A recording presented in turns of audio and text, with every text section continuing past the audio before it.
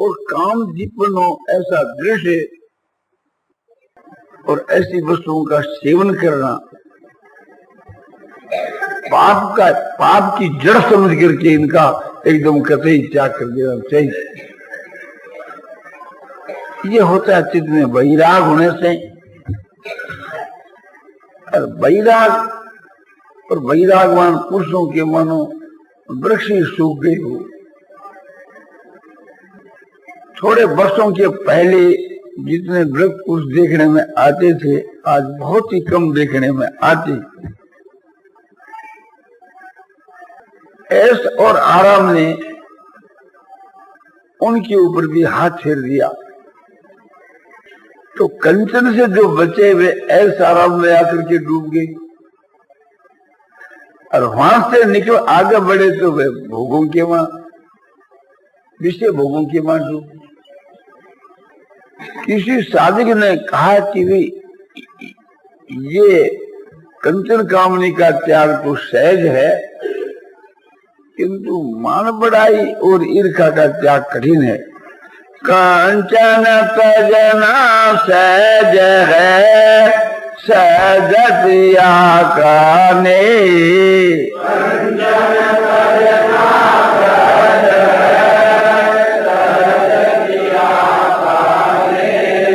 मान बढ़ाई ईर्ष्या दुर्लभ तजना, ये सियावर रामचंद्र की जय। इसका अर्थ बहुत सरल है। कंचन माने रुपया, रुपयों का त्याग करना मामूली बात है, और कामनी जो है उस कामनी के साथ के मां जो भोग विलास है, इसका भी त्याग करना सहज ही है। पर विचार करके देखा जावे अपने भाई लोगों की तरफ, जो हम लोग जो जितने हैं, तो ये बात भी एक प्रकार से अधिकांश मनुष्यों को कठिन ही मालूम देती है, कंचन और कामनी का त्याग। कहते हैं कंचन और कामनी के त्याग के बाद में 3 घाटी और है। मान और कीर्ति, बड़ाई माने कीर्ति और ईर्ष्या, इनका त्याग करना उससे भी कठिन है। जैसे रुपयों के त्याग से कामनी का त्याग, भोग विलास का त्याग कठिन है, तो उससे भी कठिन मान और पूजा का त्याग। यहां आकर बहुत से आदमी डूब जाते। चलो अमुक महात्मा का दर्शन करने में अच्छा है, अमुक योगी राज पास चलो, वे भक्तराज है, वे योगीराज है, अमुक ज्ञानी है, वे महात्मा है। और जाने के बाद सब तजवीज देखी जाती है तो श्रद्धा हट जाती, नहीं तो घट तो जरूर ही जाती। अपना जो शरीर है उसकी पूजा कराना, आरती कराना, अपना फोटो पूजाना, शरीर की पूजा, फोटो की पूजा, अपनी मूर्ति की पूजा, ये व्यक्ति की जो पूजा है ये सिद्ध में तो होती नहीं, और साधक को गिरा देती। तो सत्कार, मान और पूजा, सत्कार, मान, पूजा, प्रतिष्ठा, इससे दूर रहना चाहिए। जो परमात्मा की प्राप्ति की इच्छा करे उसको तो ये समझना चाहिए कि इसको विष के समान समझ करके और इसको देख करके भाग जाना चाहिए। जैसे बाघ भालू को देख करके लोग भाग जाते हैं अपना प्राण लेकर के, ऐसे ही इसको आपस समझ करके भाग जाना चाहिए। या जैसे प्लेग की जो बीमारी है, थाइसिस की बीमारी है, वो मार डालती है, इसी प्रकार से यह चीज बहुत घातक है। इससे भी और घातक है कीर्ति जिसको बड़ाई करे। मनुष्य जो है मान और आदर सत्कार और पूजा प्रतिष्ठा की प्राप्ति के लिए कंचन और कामनी का भी त्याग करे। और संसार के वहां मेरी कीर्ति हुए इस बात के वास्ते महान और पूजा प्रतिष्ठा इसका भी त्याग करे। संसार के माँ जिसकी मान प्रतिष्ठा खूब है और वे आए सत्संग के माँ तो नीचा बैठने की चेष्टा करे, इसलिए कि लोग प्रशंसा करेंगे, कहेंगे देखो ये कितने ऊंचे दर्जे के हैं किंतु सबके चरणों में बैठते। इसमें मान प्रतिष्ठा का नाम निशान भी नहीं है। बड़े सादगी के आदमी हैं, देखो इतने बड़े आदमी होकर के भी और साधारण आदमियों के साथ साधारण रूप से बैठते। तो यह जो कीर्ति है या जो बड़ाई है, इस बड़ाई पाने के उद्देश्य से बहुत आदमी मान और प्रतिष्ठा का भी त्याग करते। किसका ये उद्देश्य नहीं भी होता है किंतु कीर्ति को सुनकर के प्रसन्नता हो जाती है, तो भी वो कीर्ति चाहने की भीतर में सूक्ष्म रूप से वासना है। नहीं तो कोई आदमी कीर्ति को कलंक के जैसा समझे, उसको वो कीर्ति अच्छी कैसे लगेगी। कोई गाली काटे तो बुरी लगती है, इसी प्रकार से थी वो लगनी चाहिए।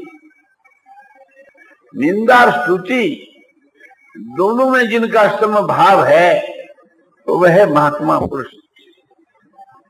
और इसका जो अनुकरण करे वो महात्मा बनने वाला है। मान और अपमान ये दोनों जिसके समान है वह महात्मा पुरुष ज्ञानी है। जिसको ये ज्ञान हो जाता है कि मान अपमान किसका, शरीर का, और निंदा स्तुति किसकी, के नाम की।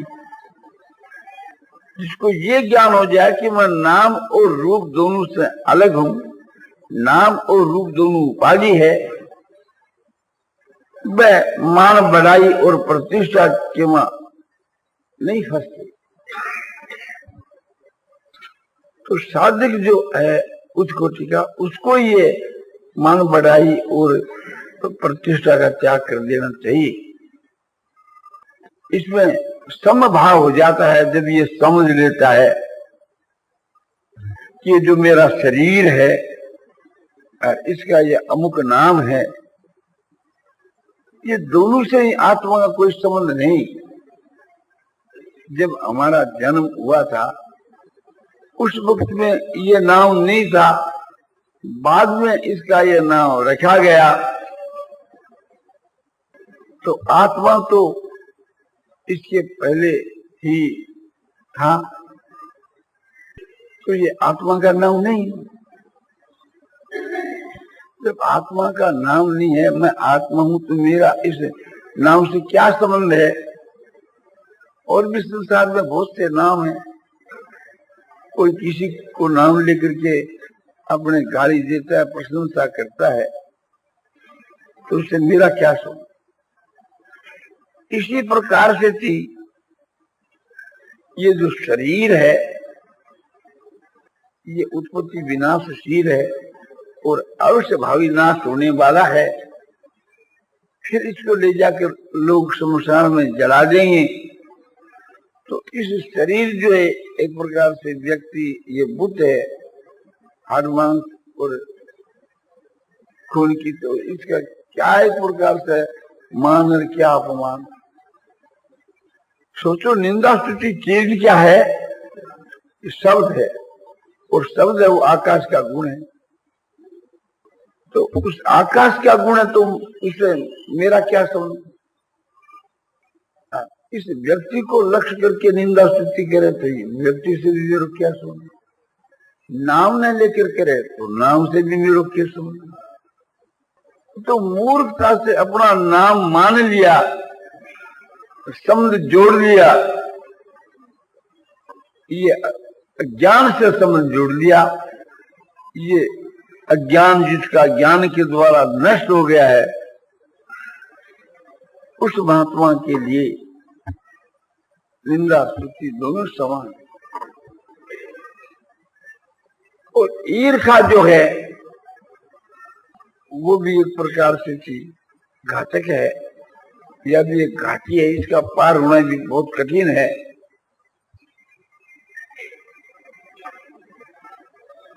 मेरी बड़ाई और प्रतिष्ठा हुई कि दूसरे जो और हैं स्वामी जी, उनकी बड़ाई प्रतिष्ठा जो हुई वो नहीं होनी चाहिए, क्योंकि वह जैसा पात्र ऐसा अमुक स्वामी तो नहीं है। हमारी भलाई मान बड़ाई प्रतिष्ठा मत हो, किंतु उनकी नहीं होनी चाहिए। लोग अज्ञान के वहां है, समझते नहीं। जो अपूज्य उसकी तो पूजा करते हैं, जो पूजने के योग्य उसकी पूजा नहीं करते। अर्थात मैं तो पूजने के लायक हूँ, और जिसकी लोग पूजा प्रतिष्ठा करते हैं वो उसके लायक नहीं। दूसरे की उन्नति को देख करके जलना, इसका नाम ईर्ष्या है। जिससे संसार के वहां एक रुपयों की उन्नति देख करके लोग जलते हैं, इसी प्रकार से मान बढ़ाई दूसरों को वो चीज देख करके जलते हैं।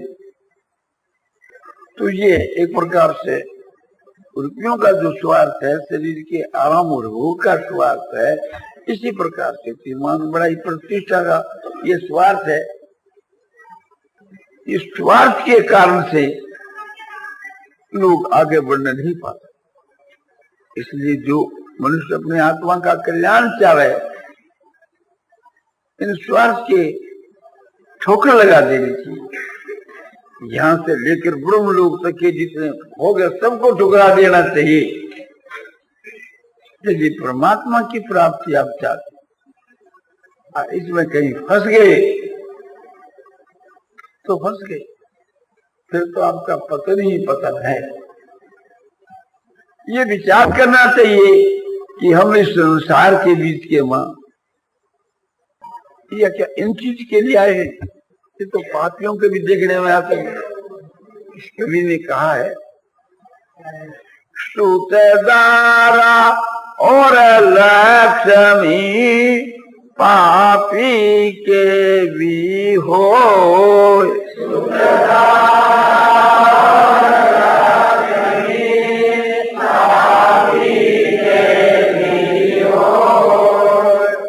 संत मिलन अरु हरि भगति दुर्लभ जग में दो।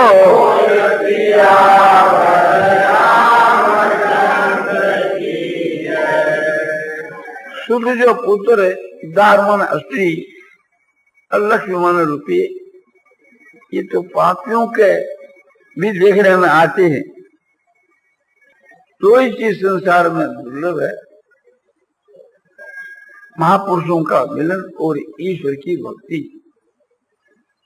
ये कल्याण करने वाले हैं और वे नरक में ले जाने वाले। क्योंकि पापी जो पुरुष है उनके और अधिक होते हैं, उसमें रचे बचे रहते, और इससे भी आगे पार होना मान बढ़ाई प्रतिष्ठा और ईर्ष्या जो है, ये तो और भी कठिन बात। अनेक प्रकार के दोषों के कारण से मनुष्य परमात्मा की प्राप्ति के लिए प्रयत्न करता है, उसमें रुकावट आ जाती। एक तो अज्ञातवान इसकी मूर्खता है, बेसमझी, विवेक के द्वारा ये विचार नहीं करता। विवेक और विचार पूर्वक यदि समझे तो ये बात समझ में आ सकती। तो ये कमी है, अज्ञता है, यानी मूर्खता है, बेसमझी। और एक जो है श्रद्धा विश्वास की बहुत ही कमी। ईश्वर, परलोक और महात्मा और शास्त्र, ये श्रद्धा विश्वास के पात्र हैं, किंतु इन सब में जो श्रद्धा होनी चाहिए, 100 रुपये के वहां 16 अंश भी नहीं, 91 भी नहीं। और संशय जो है और भ्रम और विश्वास, संशय ये कि भी शास्त्र कहता है परमात्मा है या नहीं कुछ पता नहीं, और लोक है या नहीं कुछ पता नहीं, कोई कहते हैं कोई कहते नहीं। ये संशय है भगवान, फिर भी ये मिलते हैं या नहीं मिलते, पर मिलते हैं तो हमारे को मिलना तो बहुत ही कठिन है, हमको मिलना तो इस प्रकार से समझ करके लोग निराश हो जाते हैं, उसके लिए उचित चेष्टा नहीं होती। पर बहुतों के तो चित्त में भ्रम है, वे कहते हैं कि ये धर्म का पालन, ईश्वर की भक्ति, ज्ञान, वैराग, ये सब एक प्रकार से भ्रम और क्या है, और ये होने की चीज थोड़ी है, असंभव है। यूं मान करके अरे वे निराश हो जाते हैं और परमात्मा की प्राप्ति से वंचित रह जाते। तो हम लोगों को बारंबार ये विचार करना चाहिए कि हमारा समय किस काम में जा रहा है और किस में जाना चाहिए। क्या जिस काम के लिए हम लोग आए हैं, क्या वो काम ठीक हो रहा है, और नहीं हो रहा है तो विचार करके उसका सुधार करना, नहीं तो उसका जो बुरा नतीजा है हमको ही तो भोगना पड़ेगा।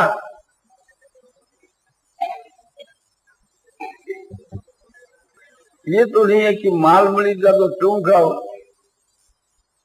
और उस पाप करने में जो ये माल मिलता है उसका दंड कोई दूसरा ही भोगे। जो आदमी पाप करता है उसको दंड भोगना पड़ता है।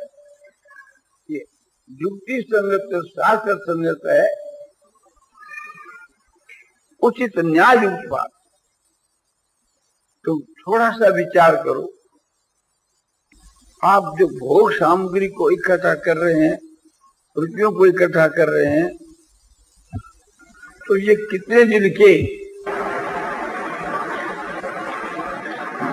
यहां से विदा होगी, मरकर जाओगे तो सब छोड़कर ही जाना पड़ेगा। और उसके लिए भी कोई ऐसी बात नहीं है कि इतने वर्ष तो आप जीवोगी। आज आप खुशी हो, कल का भरोसा नहीं, भरोसा तो आज का ही नहीं, कल का तो भरोसा ही नहीं। आप जब कल ही मर गए तो जो कुछ आप संग्रह कर रहे हैं इनकी क्या दशा होगी, इसके साथ तुम्हारा क्या संबंध रहेगा। यदि को कुछ नहीं तो तुम एक मदरा पिए की माफक, उन्मंत की माफक ऐसा व्यवहार क्यों कर रहे हो। एक परमात्मा के सिवा और कोई भी तुम्हारा संसार के मां परम हितैषी नहीं है। संसार के मां जितने सब स्वार्थी हैं, तुलसीदास जी की रामायण के मां उत्तरकांड में बतलाया है। प्रजा भगवान श्री राम से उपदेश सुन करके कहती है, स्वार्थ मीत सकल जग माही,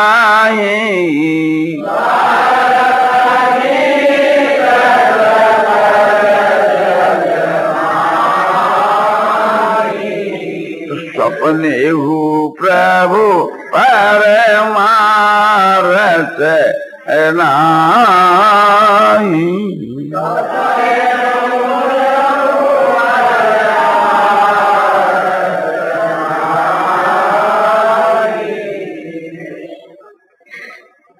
प्रजा कब है, भगवान श्री राम को कि हे प्रभु, सब कोई स्वार्थ के मित्र हैं, वास्तव के वहां परमार्थ का मित्र कोई नहीं, हमारे हित के लिए हमारे से मित्रता करे ऐसा कोई नहीं संसार। तो कोई भी नहीं है, बोलो है उस संसार से बाहर है।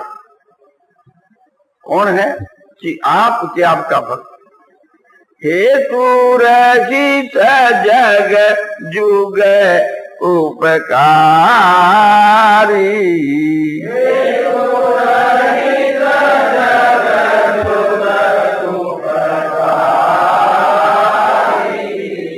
तुम तुम्हार सेवक असुरारी,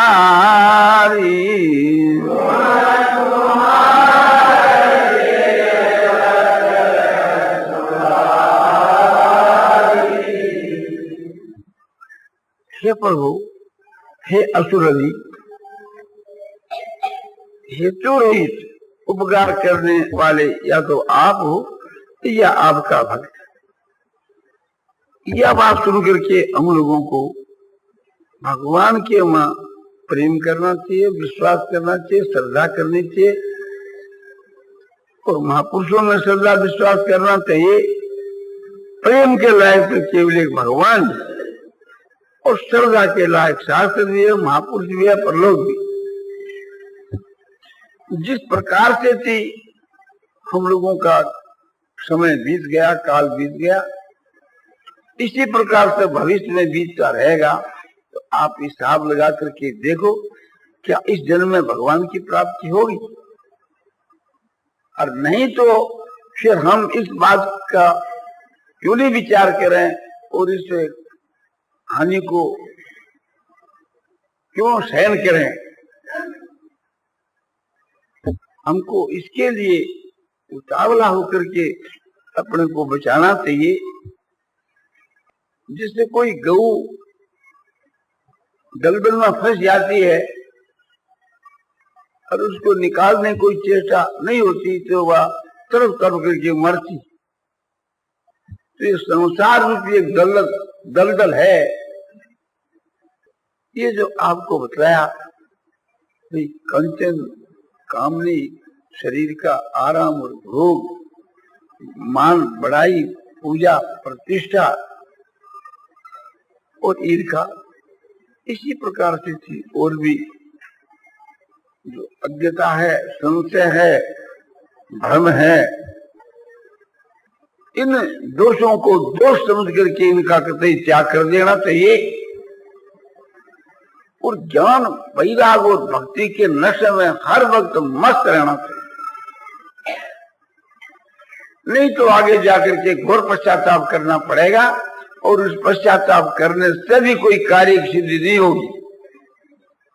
तो अपनी जो चाल है, अपने साधन की चाल, इसको तेज करना चाहिए। मन के बीच के मां इसके लिए बारंबार एक प्रकार से जागृति होनी चाहिए और तेजी के साथ इसको अपने आत्मा के कल्याण के लिए साधन करना चाहिए। उत्तम गुण, उत्तम आचरण और ईश्वर की भक्ति और सदाचार और कर्म योग का साधन, ज्ञान योग का साधन, भक्ति योग का साधन, इनको अमृत से भी बढ़कर समझ करके अपना जीवन इसके लिए अर्पण कर देना चाहिए और इसकी प्राप्ति के लिए प्राण पर्यंत चेष्टा करनी चाहिए। नारायण नारायण नारायण श्रीमन् नारायण नारायण श्रीमन् नारायण नारायण